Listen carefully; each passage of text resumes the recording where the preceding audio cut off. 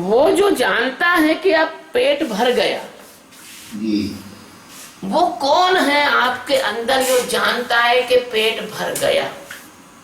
जी, यदि आपको हम क्लोरोफार्म सुंघा दें और लिटा दें फिर बेहोश हो जाओ आप, उस समय आपको ये पता थोड़ी रहेगा कि आपको भूख लग रही कि आपको प्यास लग रही है, रहेगा क्या? नहीं, कुछ नहीं है। तो आप तो जिंदा हो, आपको तो क्लोरोफार्म सुंघा के मात्र बेहोश किया गया है, लेकिन तो आपकी पूरी की पूरी जो ये जो इंद्रियों की जो संवेदना है वो एकदम गायब हो जाती है, संसार पूरा गायब हो जाता है। आपको ये नहीं पता लगता कि आप अपने घर में हो कि अस्पताल में हो, कि आप पुरुष हो कि आप स्त्री हो, कि आप कहाँ हो, कि आपका नाम क्या है, आप किस जाति के हो, किस समाज के हो। अगर आप बेहोश हो गए तो आपको कुछ भी पता नहीं लगता। लगता है क्या? ये तो ठीक कह रहे हैं आप। नहीं, इसके पीछे समझो मैं क्या कह रहा हूं। ये शब्द, इस शब्द को मत पकड़ो, हाँ, इसके पीछे समझो क्या अभिप्राय है मेरे कहने का।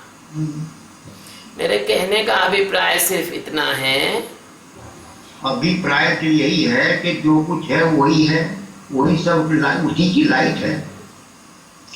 लाइट उसी की है, ये प्यास भी उसी की लाइट है। तो जब जानते हो तो उसको जानो ना, उसको। वो भूख भी उसी की लाइट है। तो उसकी प्यास जागने के लिए क्या तरीका है जो प्यास लगे, प्यास तो बुझाने वाले के पास तक पहुंच सके हम। जो प्यास लगा रहे हैं तो बुझाए, वो बुझाने वाले हमसे दूर क्यों हैं? हम कोशिश कर रहे और वो भागते जा रहे आगे आगे।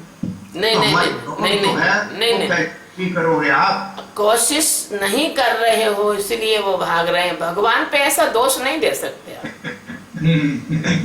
ये तो बहुत गलत बात है। भगवान तो इतने दयालु है कि एक कदम आप कोई उनकी तरफ चलता है तो वो उसकी तरफ 1000 कदम चल के आते हैं। भगवान कहते हैं कि कोटि विप्रबध लागहि जेहि, और आवे शरण तजो नहीं तेहि। भरत जी कहते हैं रामायण में, भरत जी क्या कहते हैं रामायण में, क्या कहते हैं कि मोरे शरण राम की पनहि, राम सुस्वामी दोष सब जनहि। भगवान तो कभी कोई दोषी ही नहीं है। भगवान दोषी नहीं, दोषी तो आप लोग हैं, हम लोग हैं। सही है। वो तो खड़े हुए, माँ तो दोषी नहीं है, वो तो थाली सजा के खड़ी है, बच्चा आ जाओ खा लो भोजन कर लो। लेकिन बच्चा तो खेल रहा है अभी गुल्ली डंडा गली में, वो आ ही नहीं रहा, माँ पुकार रही आ जाओ आ जाओ। सही है। अरे तुम स्त्री के पुरुषों के चक्कर में, धन के चक्कर में, घर द्वार के चक्कर में, रिश्तेदारों के चक्कर में, तुम्हारे शरीर के चक्कर में, अरे भैया खांसी उठ रही है चलो डॉक्टर को दिखाएं, फलाना करें, जरा सी गड़बड़ हो जाती है तो बड़े बड़े अस्पतालों में लाखों रुपया खर्च करके शरीर का इलाज कराते हो, लेकिन जो मन सड़ रहा है उसका तो कभी इलाज नहीं कराते हो। आपसे अरदास यही तो है, इसका इलाज करो ना महाराज। जय हो। दया करो पर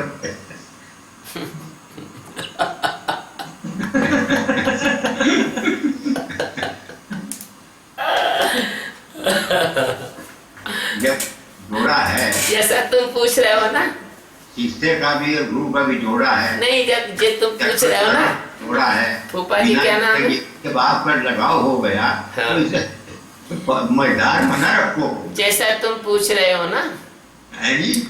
ऐसा ही तो परमात्मा को जिसने भी प्यार किया है वो सब ऐसे ही पूछते हैं कि भगवान कैसे मिलेंगे।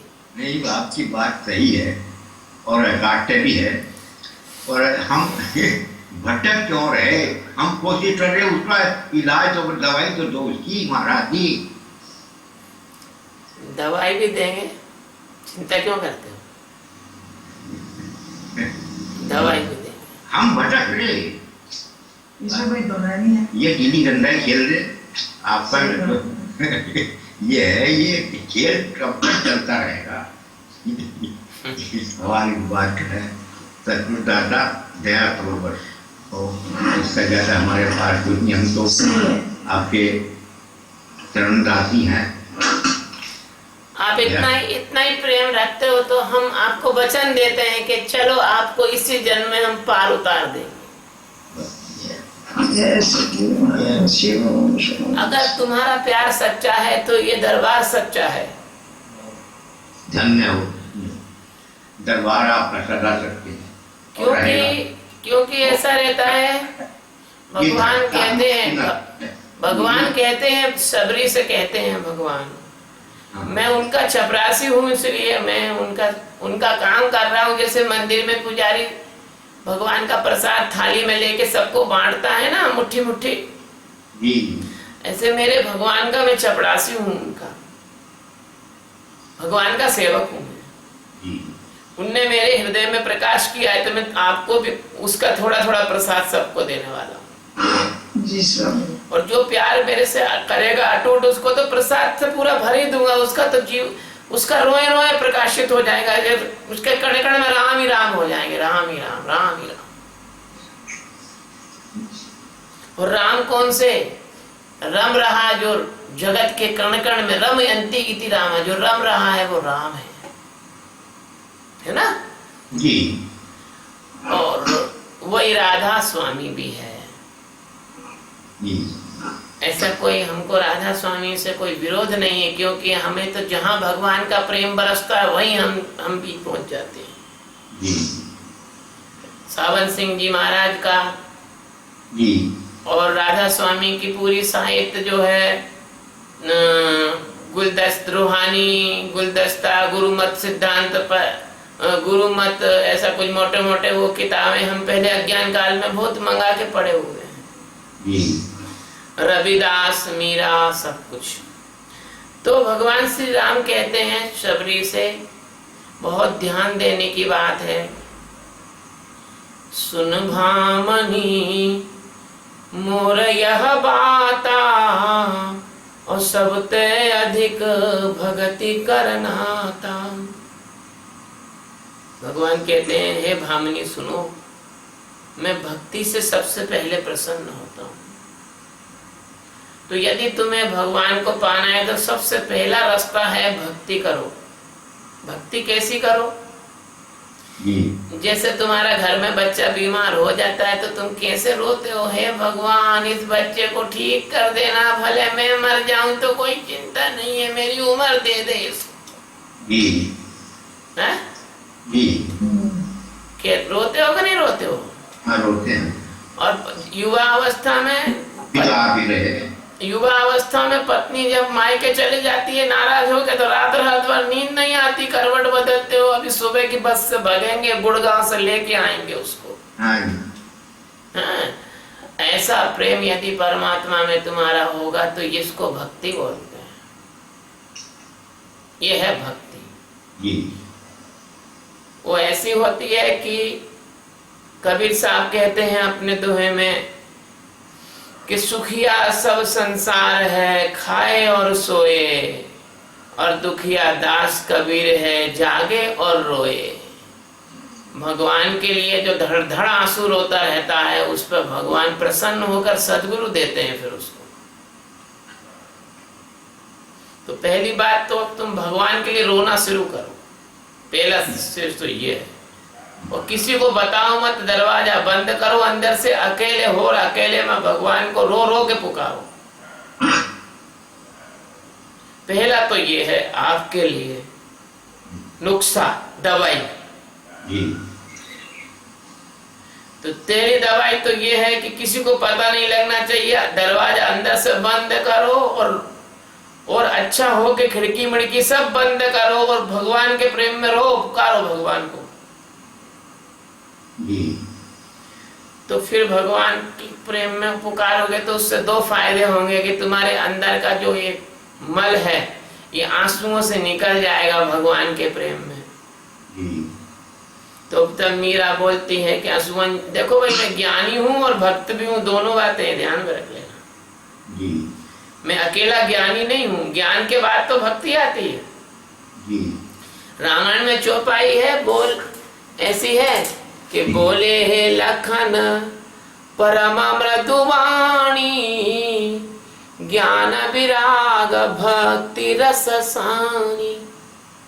पहले ज्ञान होता है, फिर विराग होता है और बाद में भक्ति आती है ना।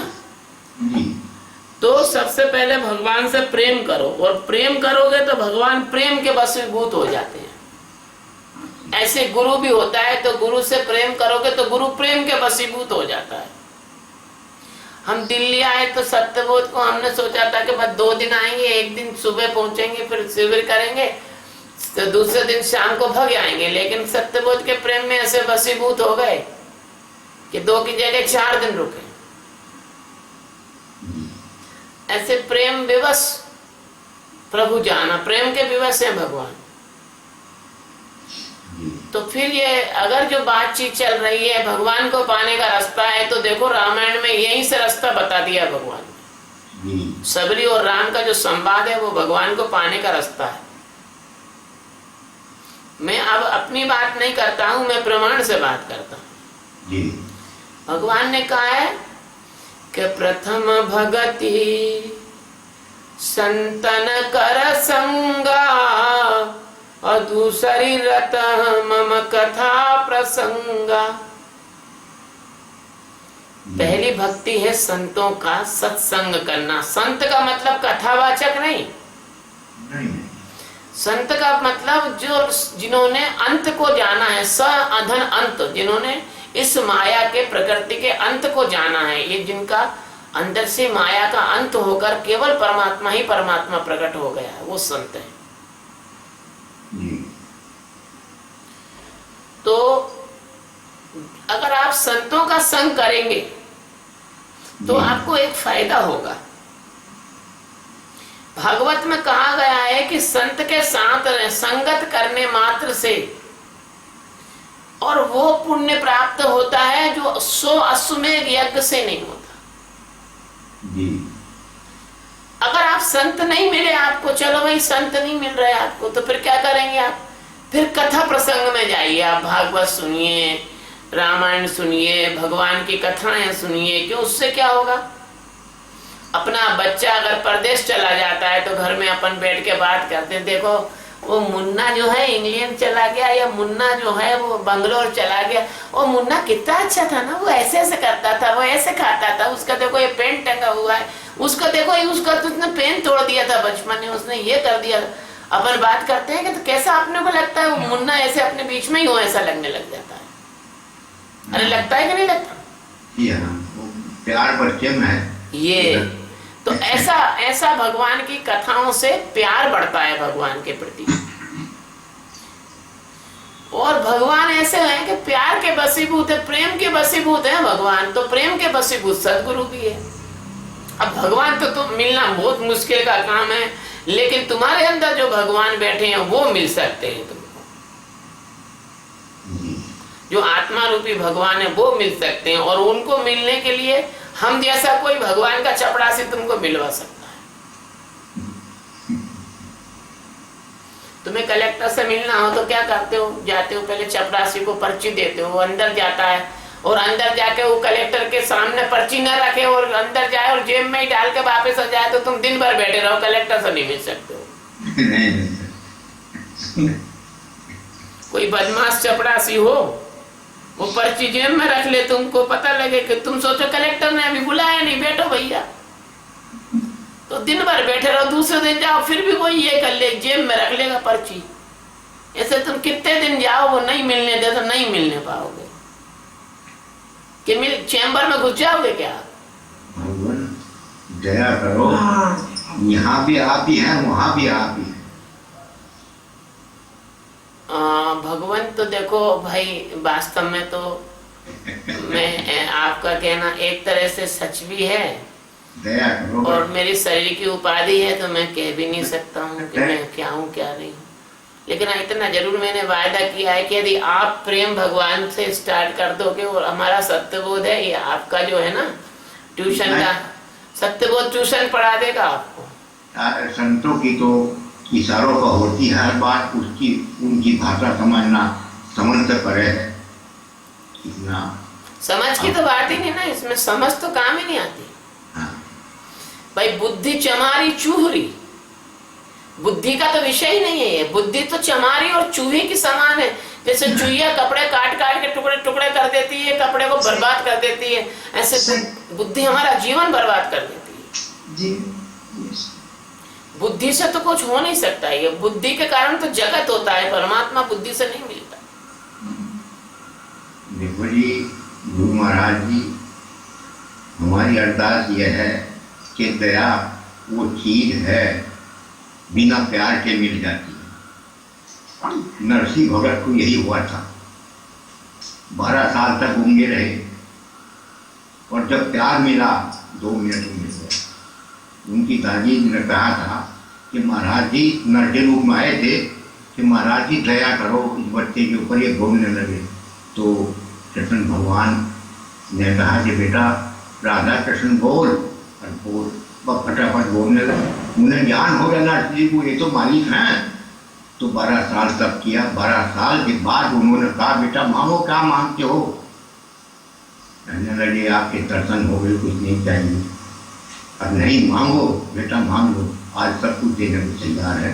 तो उन्होंने कहा कि वचन भर लो। 3 वचन भरवाए और कहा अब मांगो, अब हम मांगो। जागरण में, शयन में और मरण में, 3 अवस्थाओं में आपका ध्यान रहे। तो महाराज बस यही कहते हैं। बहुत सुंदर भाव है आपका, बहुत ही सुंदर भाव है। भगवान से मांगना क्या है? वो तो अरे आप ही हैं सर्वे सर्वा, वो तो सब जानते हैं ना, भगवान तो सब जानते हैं। गुरु नानक साहब के पास एक माई रही, बस कोई थी नहीं, और जाकर के कहा अरदास की कि महाराज दया करो कोई बच्चा हो जाए। उन्होंने अपना हिसाब किताब लगाया, इनकार करते बच्चा तुम्हारे भाग में कोई औलाद नहीं। रोती हुई चल दी। जब गई कि हंसती हुई जा रही थी, एक भगत ने देख ली थी रास्ते में कि हंसती हुई जा रही माता, वहाँ से रोती हुई आई। भगत ने फिर देखा कि माई क्यों रो रही है। अरे बेटा ऐसी ऐसी बात हुई मेरे साथ में, कुछ दिया नहीं महाराज जी ने, रोज रोना हो गया। अब बैठिया। इसके बाद गुरु नानक साहब घोड़ी पर 1 घंटे के बाद चढ़े आ रहे हैं। तो भगत को ज्ञान हो गया, महाराज जी आए, घोड़ी का लगाम पकड़ा और वहाँ काटे। और भगत बोले कि लिख दो, यहाँ भी तू ही वहाँ भी तू ही। 60 कोड़ लगवाई घोड़े की, 60 बच्चे हुई। तो महाराज ये समय था आज आपके आशीर्वाद का, आपकी शरण का और आपकी दया का बस।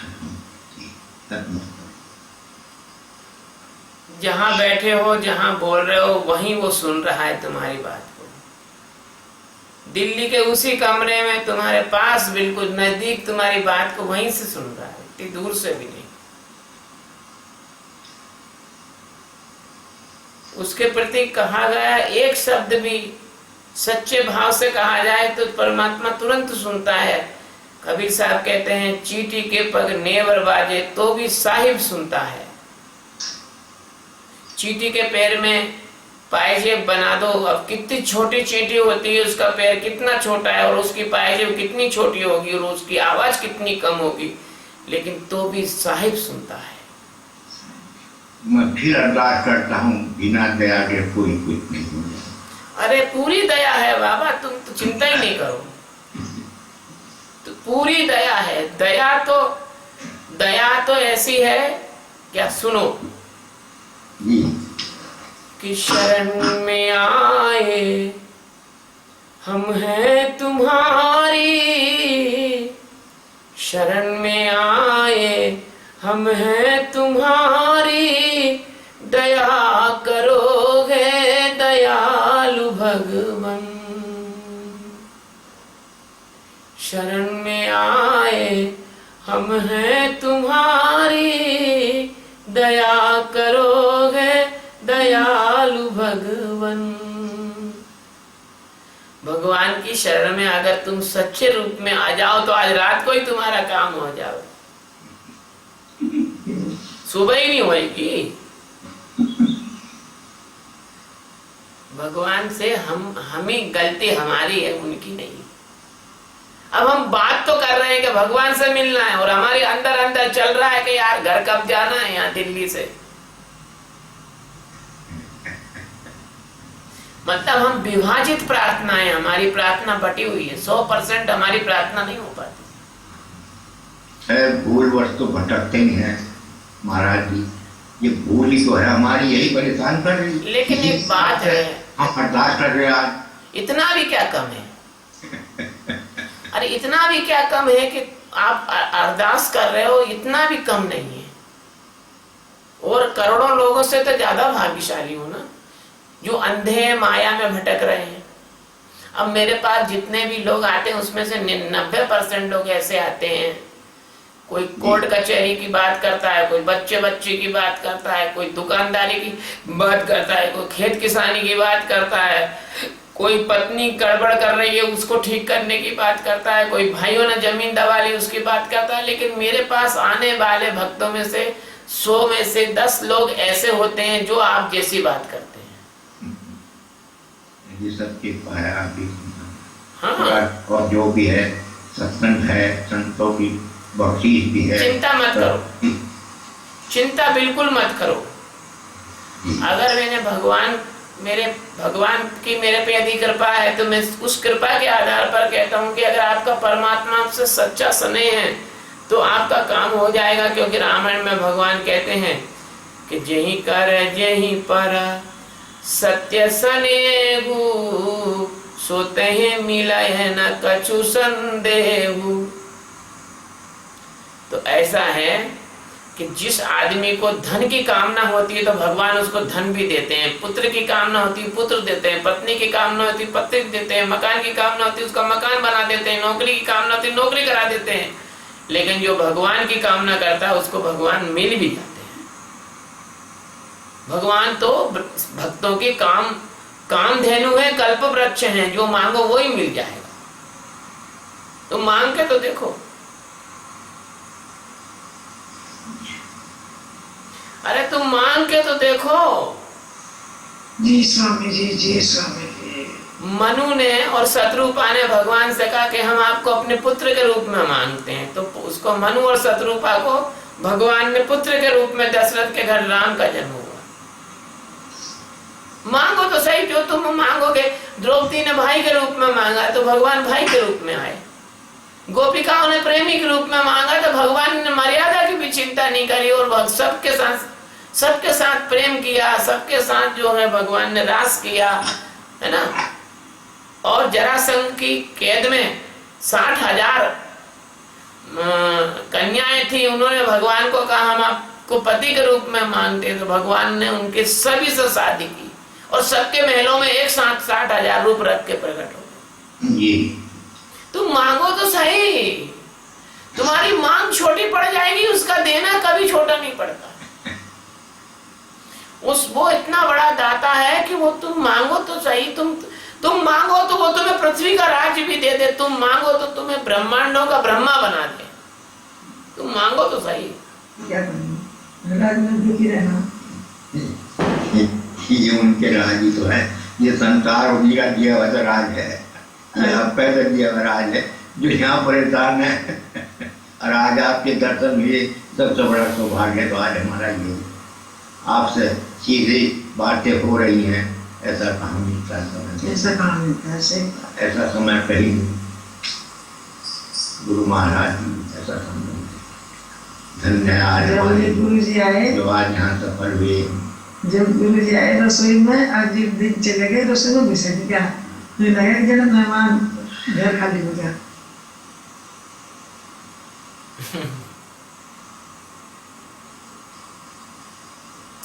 मैं कहाँ गया नहीं हूँ माता जी। अपने दिल को देखोगी तो मैं तुम्हारे दिल के अंदर भी दिख जाऊंगा अंदर।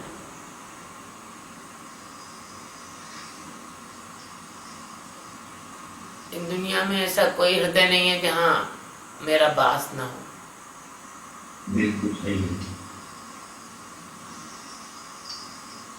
बुल्ले शाह कहते हैं, जी बुल्ले शाह जो एक संत हुए हैं हरे इधर पंजाब में, बुल्ले साहब, साईं बुल्ले शाह, जी वो कहते हैं कि दिल में दिलवर रहता है। और ये कि यही बात गीता कहती है, वो कहती है ईश्वर सर्वभूतानां हृदय तिष्ठति अर्जुना, हे अर्जुन मैं ईश्वर के रूप में सबके दिलों में हूँ। और यही बात पातंजल योग प्रदीप में लिखा हुआ अंगुष्ठ मात्र पुरुषा हृदय सन्निधि स्थिता। हमारा सत्यबोध ने पातंजल पढ़ा है, उसको पता है जी। तो सारे सारे वेद शास्त्र पुराण घोषणा कर रहे हैं कि भगवान तो तुम्हारे अंदर है। जी। और भगवान को तो तुमने देखा नहीं, तो तुम क्या करो कि जो भगवान को जाना हुआ व्यक्ति है उसको तुम प्रेम करो जी। तो तुम्हें उसी में ही भगवान दिख जाएगा, फिर तुम में दिख जाएगा भगवान। जी। मैं तुम्हारा दर्पण हूँ। गुरु जी बात यह है, बुल्ले शाह का आपने नाम लिया, उनके गुरु भी थे नियाज साहब। नियाज साहब उनके गुरु थे बुल्ले शाह के। तो उनका एक कहानी छोटी सी हूँ, वहाँ पढ़ने का बहुत समय। अरे कहिए। तो उनके यहाँ कोई उत्सव था बुल्ले शाह के, शादी थी। उन्होंने कहा अपने गुरु जी से कि महाराज दया करियो, आपका आना बहुत जरूरी है। उन्होंने कहा बेटा चिंता न करो, हम जरूर आएंगे। और गुरु जी को परीक्षा लेनी थी। गुरु जी ने कहा कि इससे बढ़िया तो समय कोई है ही नहीं परीक्षा। वो उन्हें जा करके अपना प्रतिनिधि भेज देते हैं बुल्ले शाह के यहाँ। वहाँ से एक दिन रुके, आए, फिर वापस आ गए। जो प्रतिनिधि चेले गए, शिष्य गए थे उनके, तो उन्होंने महाराज जी ने पूछा नियामत साहब ने कि वो भाई क्या हाल चाल है वहाँ बुल्ले शाह का। अब महाराज जैसे गए थे वैसे लौट आए, कोई तवज्जो नहीं की, कोई सेवा पानी नहीं किया करके। तो आप जाने कहने जाओ, उसकी क्यारी का पानी तेरी क्यारी में फेर दिया हमने।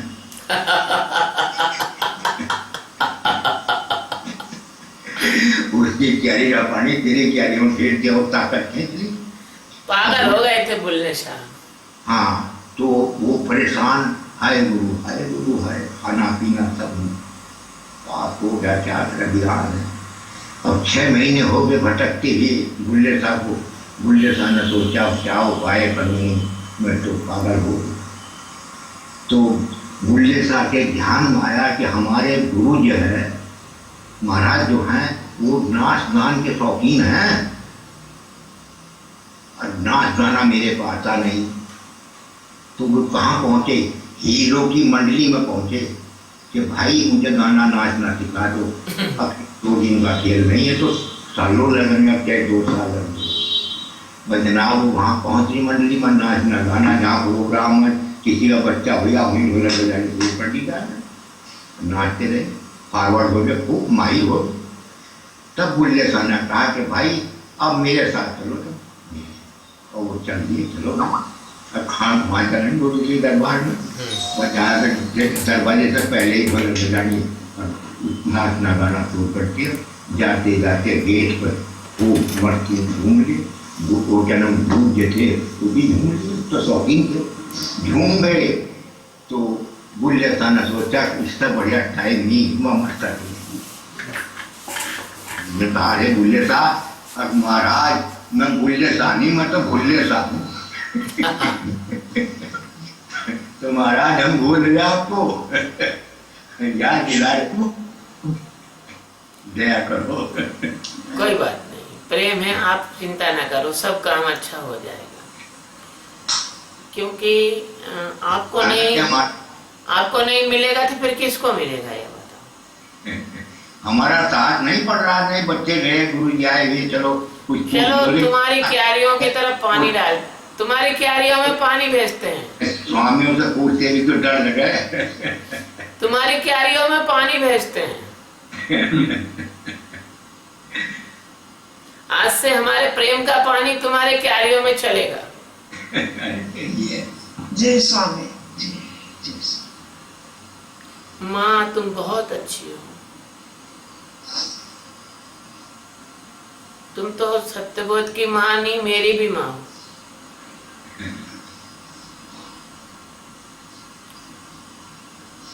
सत्यबोध जय स्वामी। हमारा मन फिर एक बार दिल्ली आने का है, अभी 2-4 महीने के अंदर। जय स्वामी।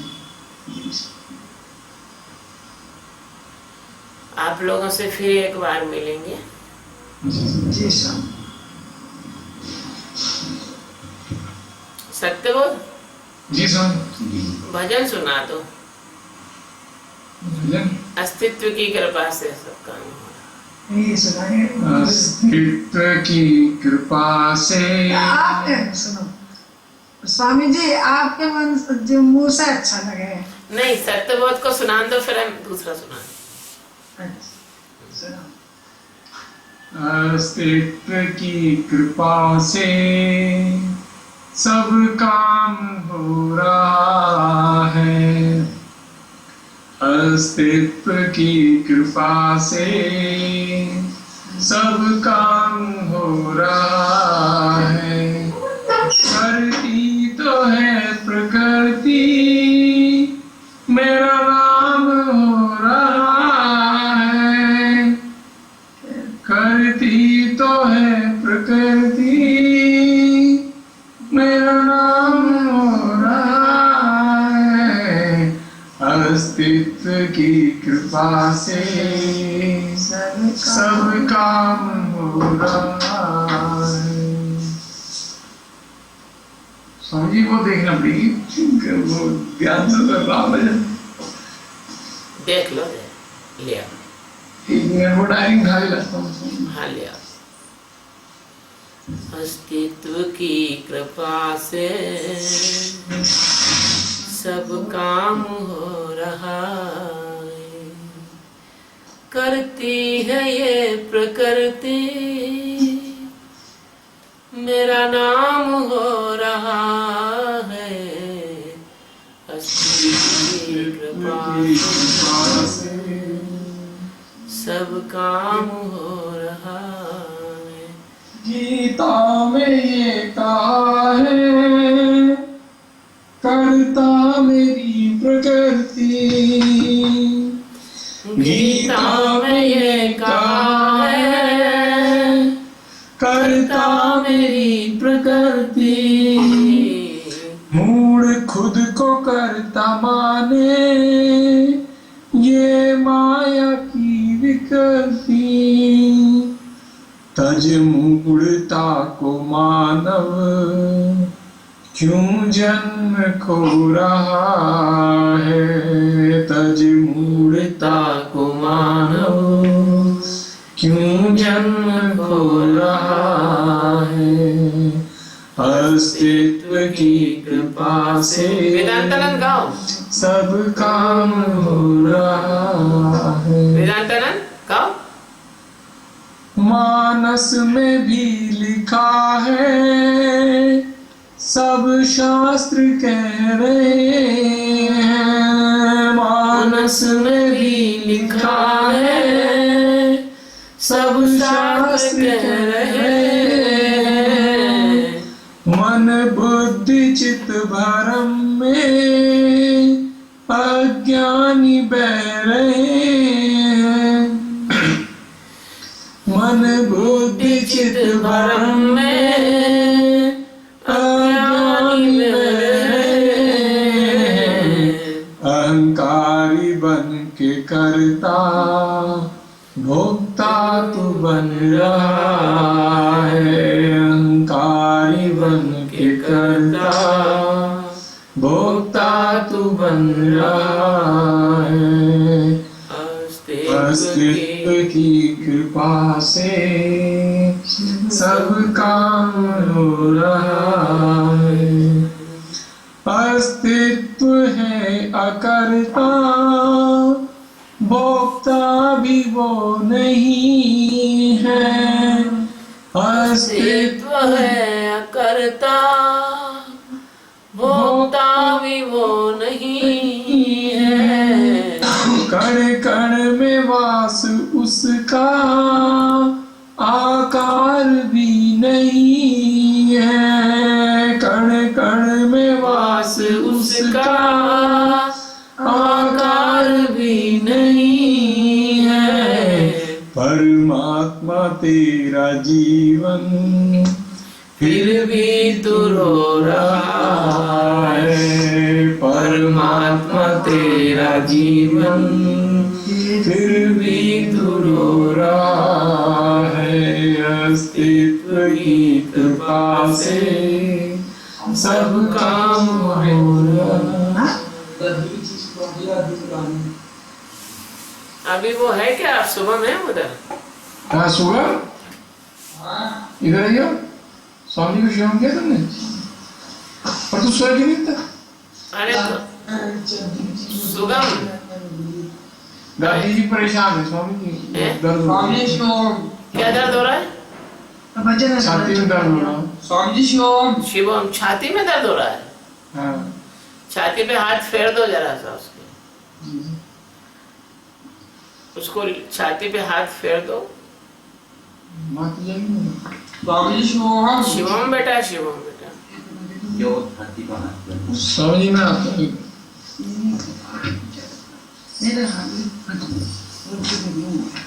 हो जाएगा, ठीक हो जाएगा।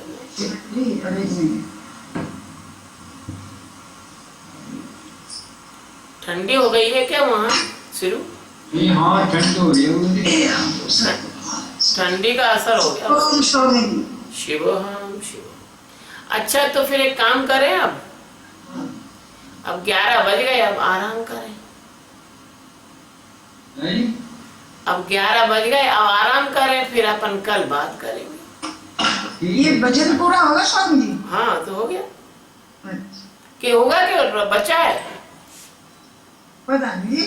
एक या दो लाइन बचनी दिख रही है। 2 लाइन बची हुई है। गा दो पूरा कर लो। अभी हमें तो दिखाई भी नहीं देता यहाँ बैठे। आ रहा वही। हाँ बचा है। साक्षी का ध्यान करके आत्मा में क्या ये आत्मा में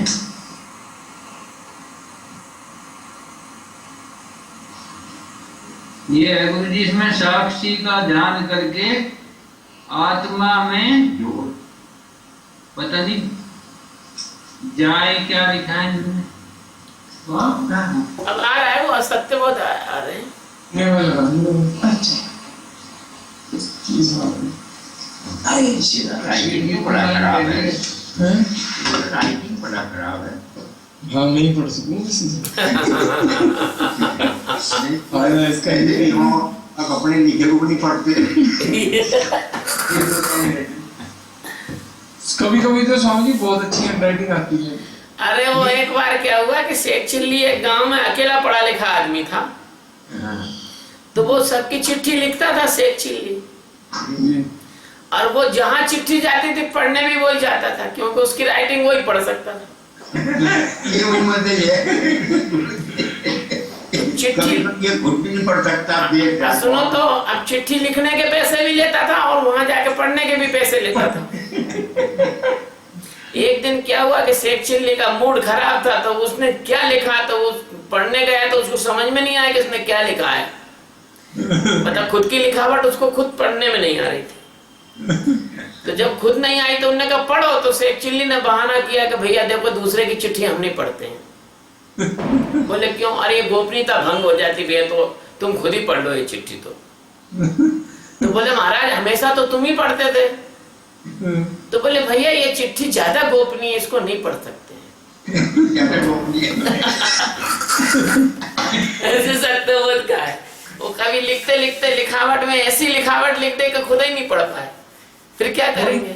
आपने कहा ना स्वामी जी मूड खराब हो तो सारा मूड का खेल है, कभी मूड अच्छा होता है तो बहुत अच्छी हैंडराइटिंग निकलती है। हाँ।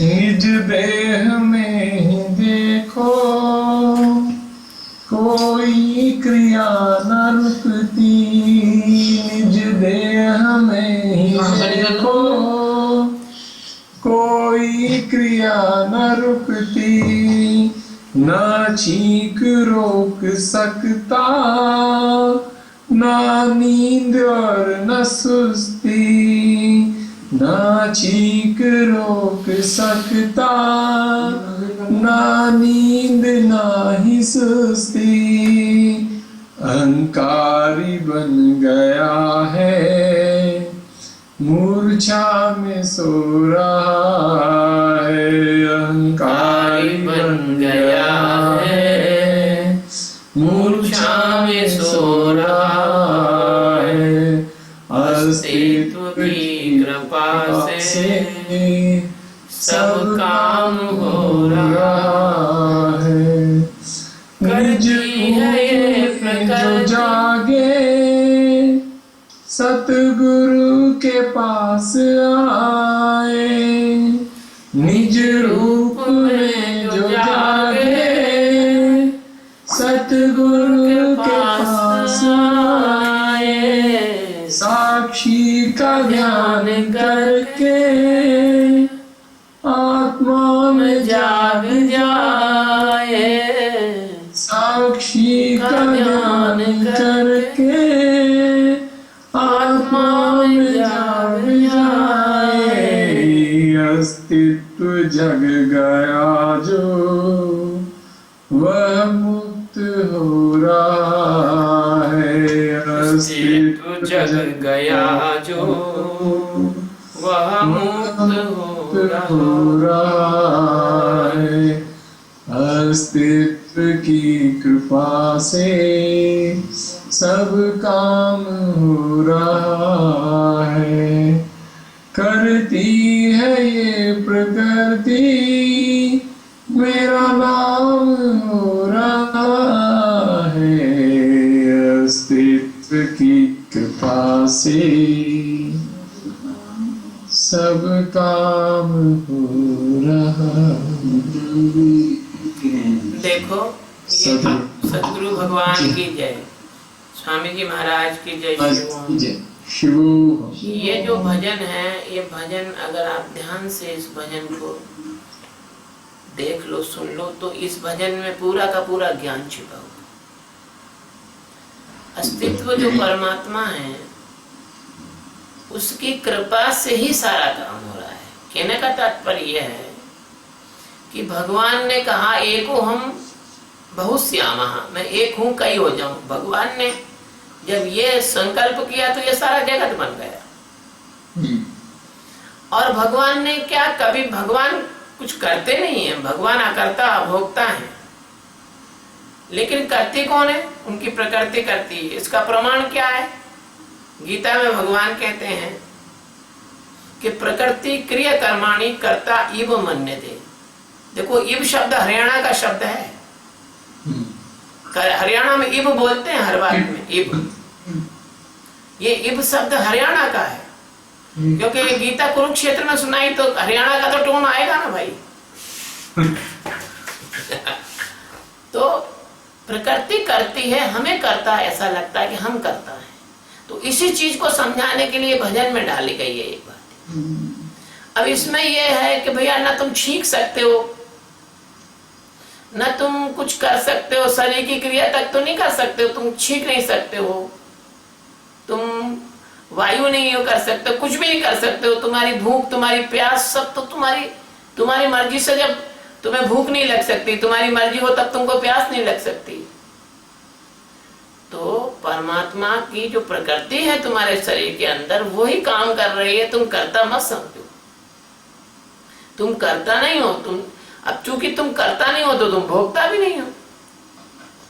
और यही चीज हम साक्षी का ध्यान करा के यही तो समझाना चाहते हैं हम आपको। भाई साक्षी का जब ध्यान करते हो तो तुम्हें अपने शरीर की क्रियाएं ऑटोमेटिक चलती हुई दिखती है ना? नहीं दिखती।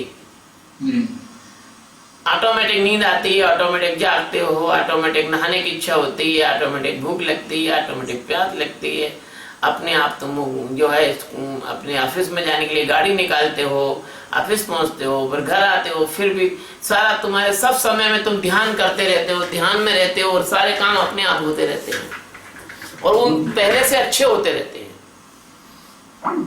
पहले से अच्छे होते रहते हैं। तो ये प्रकृति काम कर रही है और अपन समझते हैं कि अपन काम कर रहे हैं। तो गीता का ये सूत्र मेरे अभी दिमाग में रखना कि प्रकृति क्रिया कर्माणि कर्ता इव मन्यते। ठीक है जी इसी के साथ में आप सबको बहुत सारा प्रेम और आशीर्वाद देता हूँ। ओम शांति शिवोहम। करती है ये प्रकृति मेरा नाम हो रहा है, अस्तित्व की कृपा से सब काम हो रहा है, अस्तित्व की कृपा से। सो गए क्या बेटा? नहीं जाओ ना, मैं जाग रहा हूँ। मैं क्या हूँ? हाँ